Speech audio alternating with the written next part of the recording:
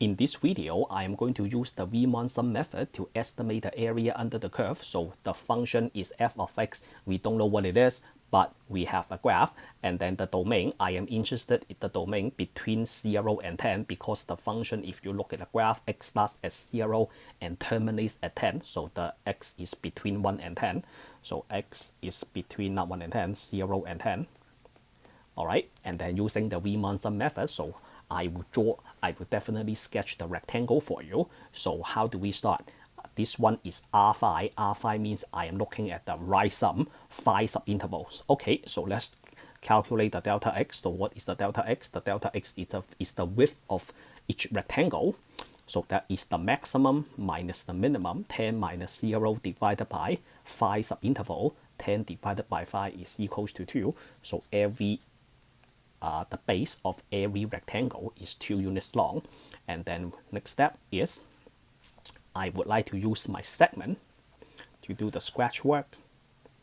And then starting at 0 and terminates at 10, I am looking for phi subinterval. So 0 plus 2 is equals to 2, 2 plus 2, 4 plus 2, 6 plus 2, and then 8 plus 2. So I just divided this segment into 5 pieces. All right, so for the right sum, remember my technique. For the right sum, we go from right to left, and then we take the first 5 number from right to left. 1, 2, 3, 4, 5. We do not take the 0 because if you take a 0, you should align to the left. There is no rectangle because that is already out of the domain. Okay, so let's sketch this on my picture. So we have 10. So when x is equals to 10, we have a point on the curve, and then we should align 2 units long, and then we line up the 8. So this is my first rectangle. And then the next one is when x is equals to 8, we have a point. We should align to the right, and then we line up to the x-axis. Do not go below the x-axis. You line up to the x-axis. So here is my first rectangle. Here is my second.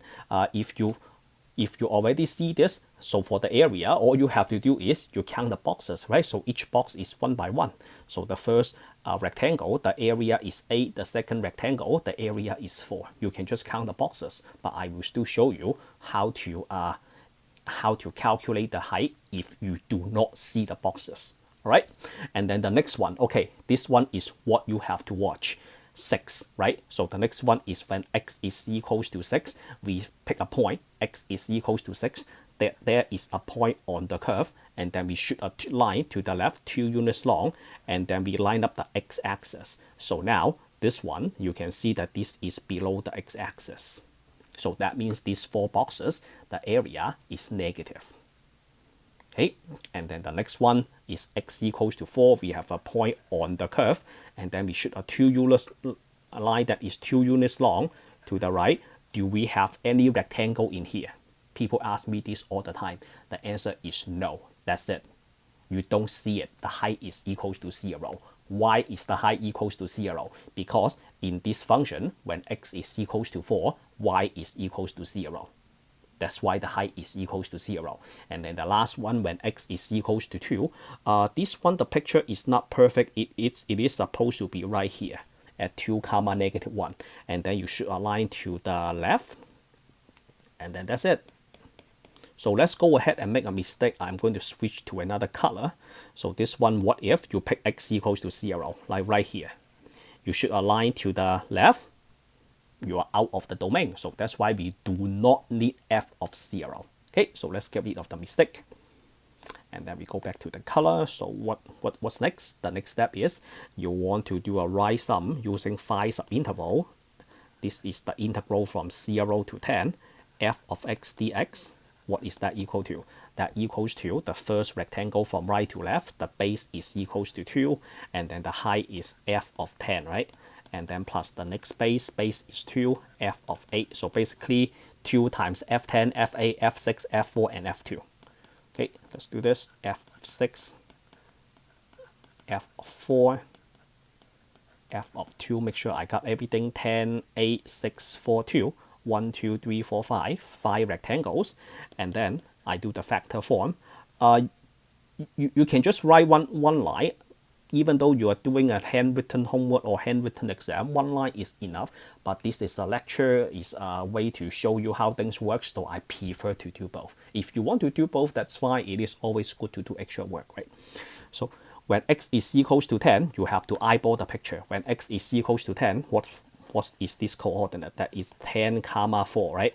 And then this coordinate is 8 comma 3. So when x is equals to 10, okay, let's just do this one really quick. 8, 6, and then 4, and then 2, right?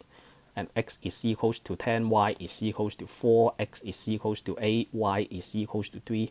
Why do I put a comma? X is equals to 6, so x is equals to 6. What is the y value? I'm going to give you 1 second to answer this question. When x is equals to 6, y is equals to negative 2. So this one is you add a negative 2. When x is equals to 4, y is equals to 0. When x is equals to 2, y is equal to negative 1. You add a negative 1. So this one is a 4 plus 3, which is 7. 7 minus 2, 5. 5 minus 1 is 4. So that will be a 2 times 4, right? That is equals to 8. So one other thing is, so this is only an approximation, right? Approximation. Can you just get the 8 by looking at the picture?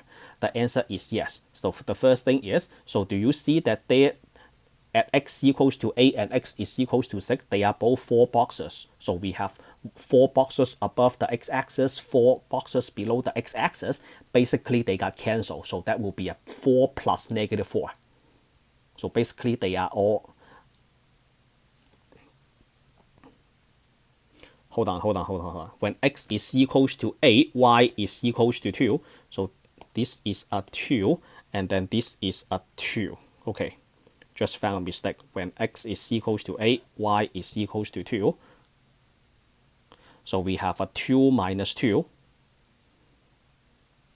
So let's double check, because I don't want to make any errors right here. 4, 2, negative 2, 0, negative 1. All right, let's recalculate that. 2 minus 2 is gone, so that will be 4 minus 1. 4 minus 1 is equals to 3. And then 2 times 3 is equals to 6. So there are supposed to be 6 boxes for the net area. Okay, so we can see that the 4 boxes above the x-axis and 4 boxes below the x-axis, they got cancelled. And then we have 8 boxes, right? 8 boxes in the tallest rectangle, and then 2 boxes on the left. So 8 minus 2 is equals to 6. All right, so I know that 6 is correct, but this 6 is only an approximation. Okay, so that is the end of this video. In the next video, I would like to do another method. Let's try a left endpoint in the next video, and then after that, let's try a midpoint. All right, I see you all in the next one. Signing off for now. Don't forget to subscribe and like.